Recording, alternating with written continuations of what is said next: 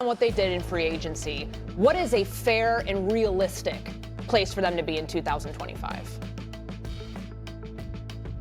Honestly, the fair place is for them to be kind of where they were last year. I don't see this team leapfrogging back to where they were in terms of the standings, being in the top four, having home court advantage in the first round. But I do see them having a similar first round exit this year than they had last year. There are just so many teams in the West I think are just quite frankly better than them. OKC, Houston, Denver, Minnesota. That's four already. I think the Clippers are better than them. I think they still have holes defensively. I think they still could use another big behind Ayton. I'm not sure if Hayes is necessarily that guy.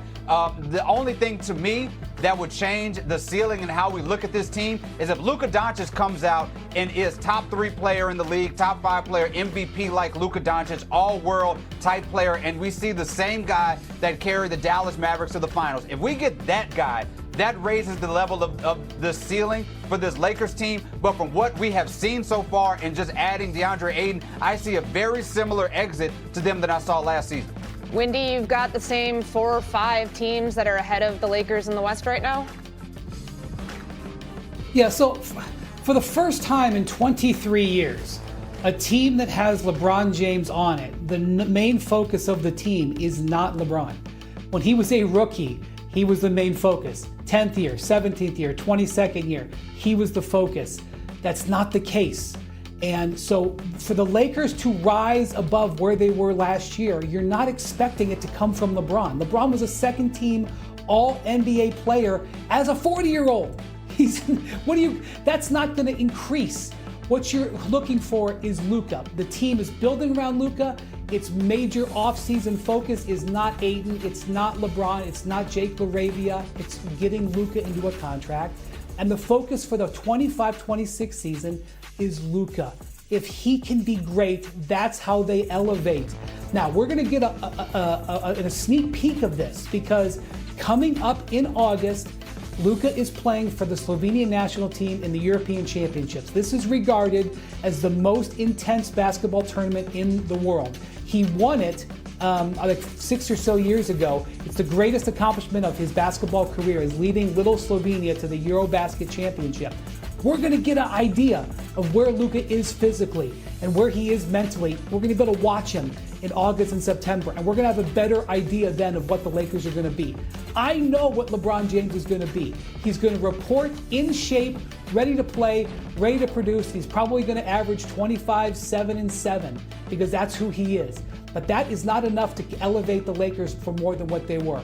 Luka winning an MVP, which is something that we have really thought was going to happen for the last couple of years, but hasn't, that takes the Lakers to the next level. And we know JJ Redick will be watching that closely. The comments about everybody showing up in shape felt kind of pointed towards one player in particular. I want to stay in the state of California here.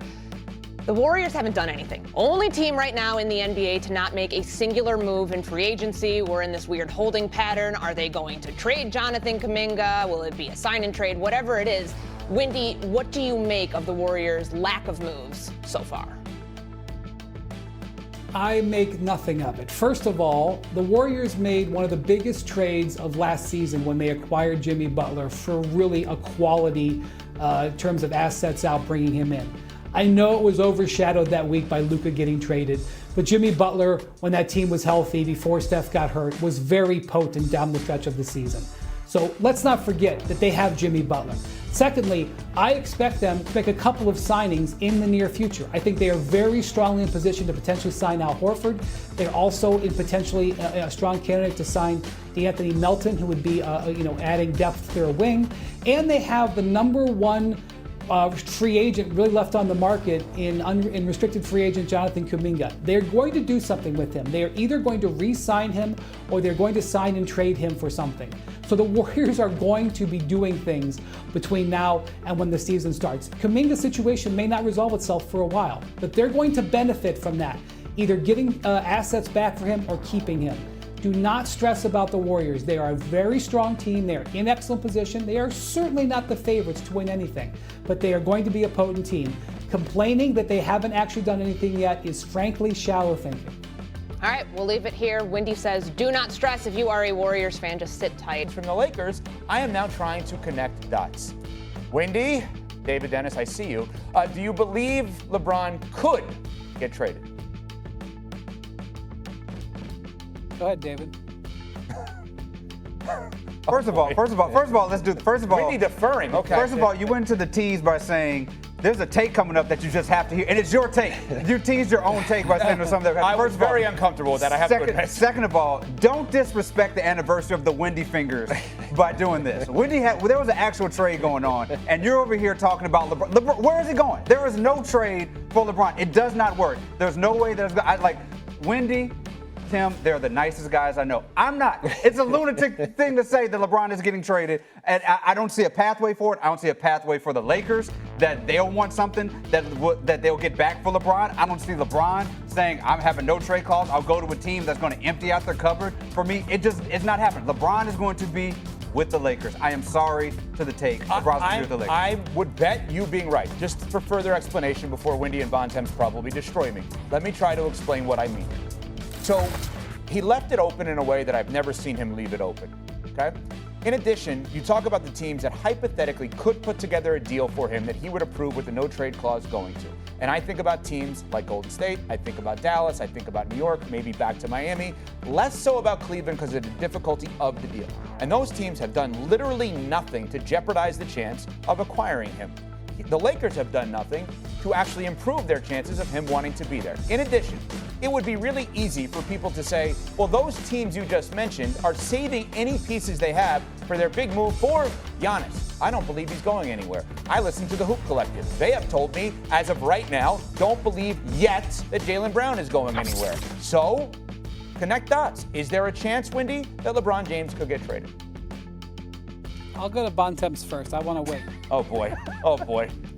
I mean, you said in your take that we could probably just say you were ridiculous and wrong. I mean, what I will say is that in the NBA, after the Luka Doncic trade, I have stopped ruling anything out as an absolute.